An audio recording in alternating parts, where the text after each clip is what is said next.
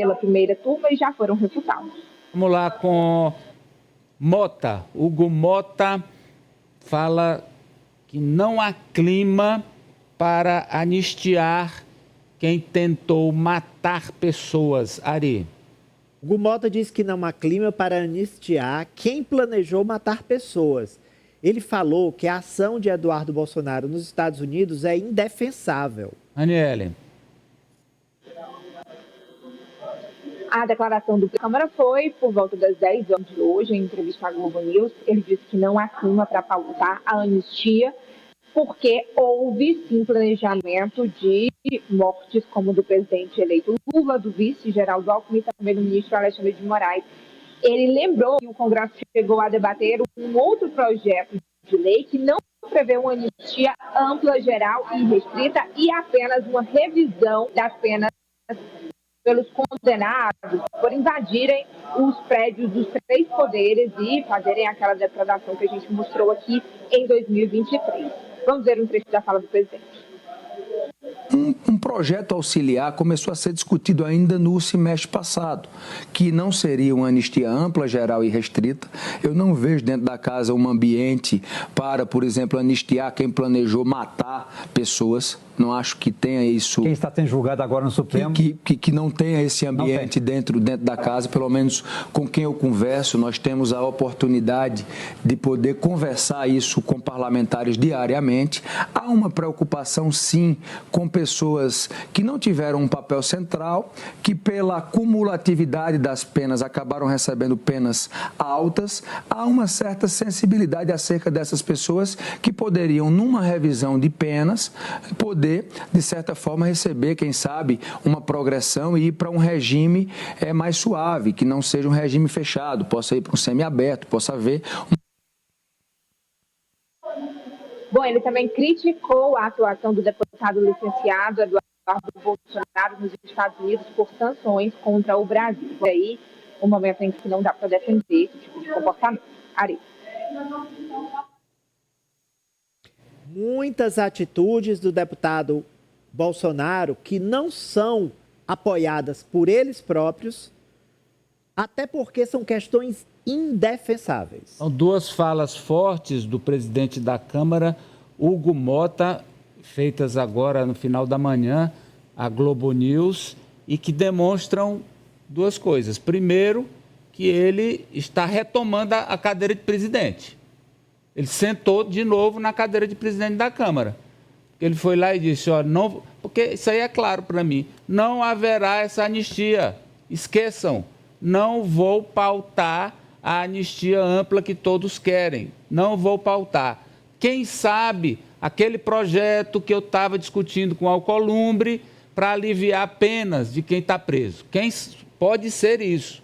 E 2, uma crítica direta a essa atuação, para usar uma expressão tranquila, antipatriótica do Eduardo Bolsonaro. Coisa que nem os governadores até agora da direita tiveram coragem de fazer. E ele fez. Então, na minha visão, com essas declarações, Hugo Mota reassume a cadeira de presidente da Câmara. Ari. Inclusive, ele disse nessa mesma entrevista que não ficou constrangido de ter tido a ajuda do ex-presidente Arthur Lira para que ele conseguisse sentar na cadeira dele. Ele disse pelo contrário, ele provou que é meu aliado, é meu amigo e que aí a gente ainda está juntos, nós estamos juntos, firmes e fortes. Agora, o Hugo Mota, ele tem mesmo que se posicionar de maneira muito dura em relação a esses amotinados pelo seguinte, e em relação ao Eduardo Bolsonaro também, porque tudo está ligado, tudo está interligado. Esse motim aí dos extremistas está sendo alimentado pelas posições do Eduardo Bolsonaro nos Estados Unidos. A cada gesto dele só alimenta os extremistas da Câmara dos Deputados que alimentam o Eduardo Bolsonaro. Então, ali é um trabalho coordenado e o Hugo Mota tem que se insurgir contra o Eduardo Bolsonaro porque isso causou esse constrangimento terrível a ele, né? Aquelas cenas que a Ranieri trouxe eu nunca tinha visto na Câmara dos Deputados. Concordo com o Amadeu que agora ele está retomando com pulso, mas é história, né? É história. Franci. Amadeu, a verdade é que esses deputados que ocuparam ali o plenário e que desrespeitaram de uma série de modos o Hugo Mota, estavam tornando a Câmara um verdadeiro pardieiro. Então agora o Hugo Mota está colocando ordem na casa. E para colocar ordem na casa, além de não pautar essa proposta, que foi o que levou ali esses deputados a ocuparem ilegalmente o posto ali da mesa diretora, as cadeiras, inclusive gerando esse constrangimento ao Hugo Mota, é também punindo os deputados que fizeram isso, e especialmente Eduardo Bolsonaro, que vem insuflando esse movimento. Então, o Eduardo Bolsonaro ele só vem conseguindo afastar atores ali dessa base bolsonarista, porque o Hugo Mota, antes de tudo isso, de todo esse movimento do Eduardo Bolsonaro, ele era um político muito mais à direita, e eu não descartaria que, inclusive, em algum momento, ele pautasse a anistia, mas depois de tudo que aconteceu, se ele pautar, vai ficar feio, é para ele.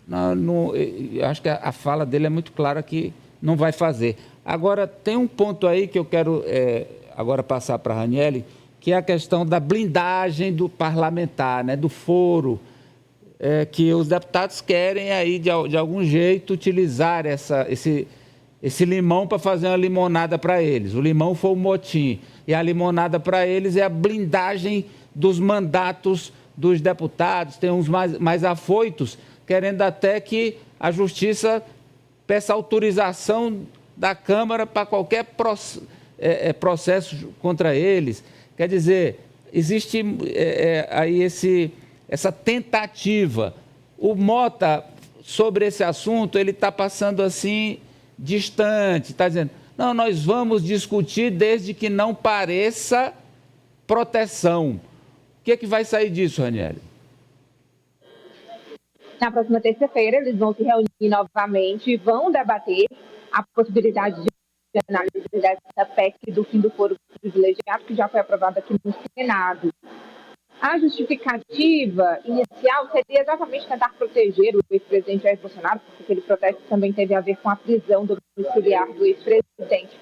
Mas o foco principal é realmente proteger os próprios, uma vez que eles são alvos de várias investigações por desvio de emendas parlamentares do Supremo Tribunal Federal. São cerca de 80 investigações que estão ali sob o crivo do ministro Dino.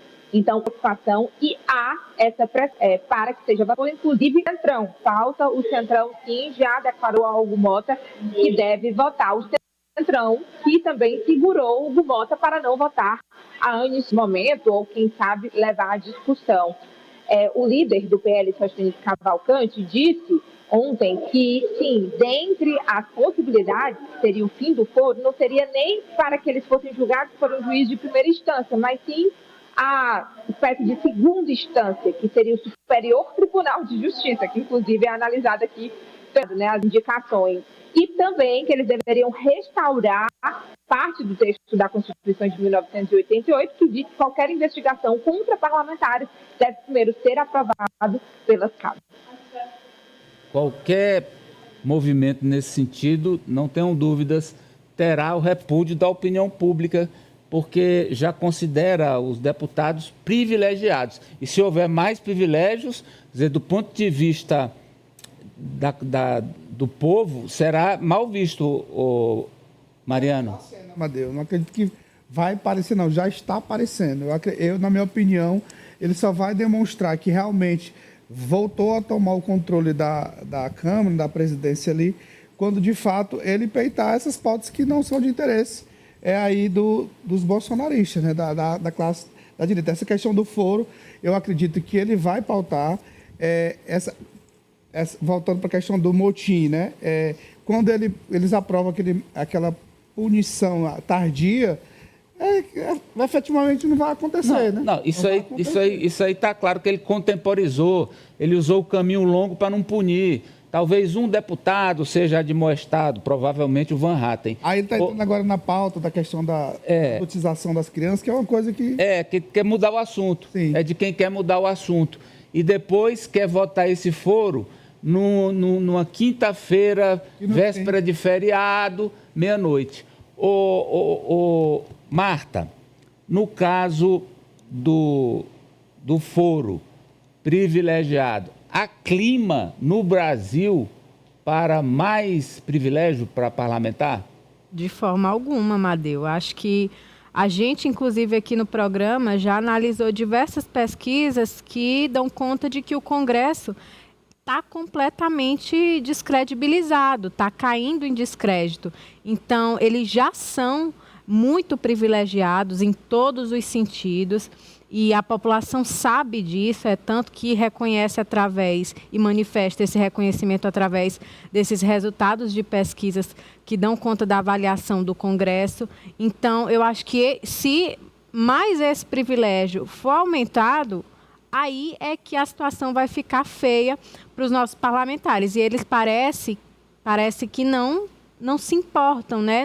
Pouco se importam com isso, com a opinião pública com relação a eles, porque eles continuam aumentando a série de privilégios que eles já têm e pouco se importam com os assuntos que são realmente de interesse da população como um todo. Acho que não vai pegar bem. E a imagem do Congresso como um todo está bem queimada, é a minha opinião. Bom, vamos lá. Para fechar, Raniele, a manchete sobre